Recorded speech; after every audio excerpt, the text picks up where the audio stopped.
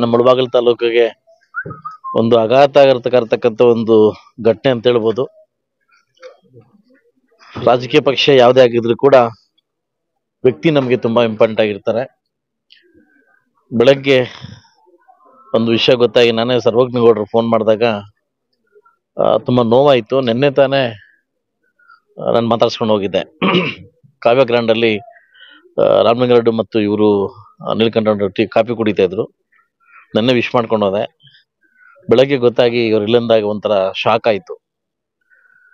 So ಭಗವಂತ ಬಹುಶಃ ನಾನು ಒಂದೇ ಮಾತು ಕೇಳೋದು, ಇಡೀ ಕುಟುಂಬಕ್ಕೆ ಒಂದು ದುಃಖ ತಡ್ಕೊಳ್ತಕ್ಕಂಥ ಶಕ್ತಿ ಕೊಡ್ಲಿ.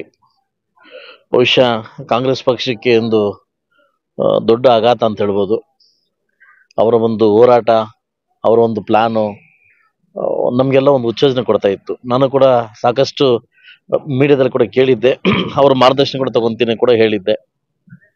ಸಾಕಷ್ಟು ಬಾರಿ ಹೇಳಿದ್ರು, ನಿಮ್ದೇ ದಾಟಿಲಿ ವರ್ಕ್ ಮಾಡ್ತಾ ಇದ್ದೀರಿ, ಒಳ್ಳೇದಾಗ್ಲಿ ಅಂತ ಕೂಡ ಹೇಳಿದ್ರು. ಇವತ್ತು ಅವ್ರಿಲ್ಲ ಅನ್ನೋ ಕಾರಣಕ್ಕೂ ಅಷ್ಟು ನಮ್ಮ ತಾಲೂಕು ತುಂಬಾ ದುಃಖದಲ್ಲಿದೆ.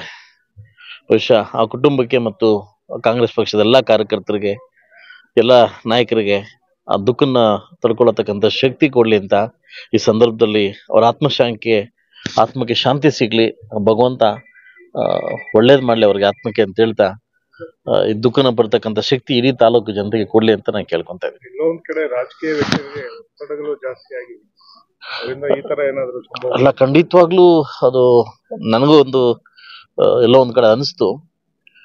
ಲಾಸ್ಟ್ 15 days ಬ್ಯಾಕ್ ಸಿಗ್ತಾ ಕೂಡ ಯಾಕಣ್ಣ ವೀಕ್ ಆಗ್ತಿದೆ ಅಂತ ಕೇಳಿದೆ. ಇಲ್ಲ ಮಂಜು, ಚೆನ್ನಾಗಿದ್ದೀನಿ ಅಂತ ಕೂಡ ಅಂದ್ರು.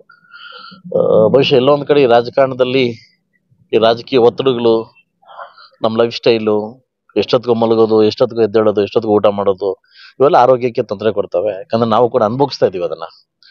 ಬಹುಶಃ ನೆನ್ನೆ ಇದ್ದ ವ್ಯಕ್ತಿ ಇವತ್ತಿಲ್ಲ ಅಂತಂದ್ರೆ ಅದು ಬಹುಶಃ ನಾವು ಇರ್ತಕ್ಕಂಥವ್ರೆಲ್ಲರೂ ನಾವು ಎಚ್ಚೆತ್ಕೊಬೇಕು. ಯಾವುದು ಶಾಶ್ವತ ಅಲ್ಲ ಅಂತ. ಬರೀ ರಾಜಕಾರಣದಲ್ಲಿ ಅವರು ಇವರು ಎಲ್ಲ ಒದ್ದಾಡ್ಸಾಯ್ತೀವಿ, ಯಾವುದು ಶಾಶ್ವತ ಅಲ್ಲ. ಖಂಡಿತವಾಗಿ ನಾವು ಮಾಡ್ತಕ್ಕಂಥ ಕೆಲಸದಲ್ಲಿ ನಮ್ಗೆ ಶಾಶ್ವತ ಅಂತ ಹೇಳ್ಬೋದು. ಬಟ್ ನೀಲಕಂಠೇಗೌಡರು ಇವತ್ತಿಲ್ಲ ಅಂತಂದ್ರೆ ಅದೊಂದು ಇದು ಬಿಗ್ ಶಾಕ್ ತಾಲೂಕು. ನೀಲಕಂಠಣ್ಣವರು ಅವ್ರದೇ ಆಗ್ತಕ್ಕಂಥ ಕೆಲವು ಇದು ಮಾಡಿದ್ದಾರೆ. ಖಂಡಿತವಾಗ್ಲೂ ಯಾಕೋ ಒಂಥರ ದುಃಖ ತಡ್ಕೊಳಕ್ ಆಗ್ತಾ ಇಲ್ಲ. ಅದು ಬೆಳಗ್ಗೆನೆ ಗೊತ್ತಾಯ್ತು. ಸೆಷನ್ ಮುಗಿಸ್ಕೊಂಡು ನೇರವಾಗಿ ಇಲ್ಲಿ ಬಂದ್ವಿ. ಇದರಲ್ಲಿ ನಮ್ದಲ್ಲಿ ಯಾವುದು ಪಕ್ಷಭೇದ ಇಲ್ಲದೆ ವ್ಯಕ್ತಿ ಆತ್ಮಕ್ಕೆ ಶಾಂತಿ ಸಿಗ್ಲಿ ಅಂತ ದೇವ್ರ ನಾನು ಕೇಳ್ಕೊಂತೀನಿ. ದೇಶ ರಾಜಕಾರಣ ಬೇಡ, ಯಾವುದೇ ಕಾರಣಕ್ಕೂ ದೇಶ ರಾಜಕಾರಣ ಬೇಡ. ಬಹುಶಃ ಖಂಡಿತವಾಗಿ ಯಾರಿಗೂ ಬೇಡ, ಅದು ಯಾರಿಗೂ ಬೇಡ. ಹೆಲ್ತಿ ಅಷ್ಟೇ, ಹೆಲ್ತಿ. ನಮ್ಮ ಮುಳಬಾಗಿಲು ತಾಲೂಕಲ್ಲಿ ಆತರ ಇಲ್ಲ. ಬೇರೆ ತಾಲೂಕು ಹೋಲಿಕೆ ಮಾಡ್ರೆ ನಮ್ಮ ಮುಳಬಾಗಿಲು ತಾಲೂಕಲ್ಲಿ ಆತರ ದೇಶ ರಾಜಕಾರಣ ಇಲ್ಲ. ನಾವೆಲ್ಲ ಒಂದೇ. ಅಭಿವೃದ್ಧಿ ವಿಚಾರಕ್ಕೆ ಬಂದಾಗ ನಾವೆಲ್ಲ ಒಂದೇ. ಸೊ ದೇವರು ಆ ಕುಟುಂಬಕ್ಕೆ ದುಃಖ ಪಡೋ ಶಕ್ತಿ ಕೊಡ್ಲಿ ಅಂತ ಕೇಳ್ತೀನಿ. Thank you.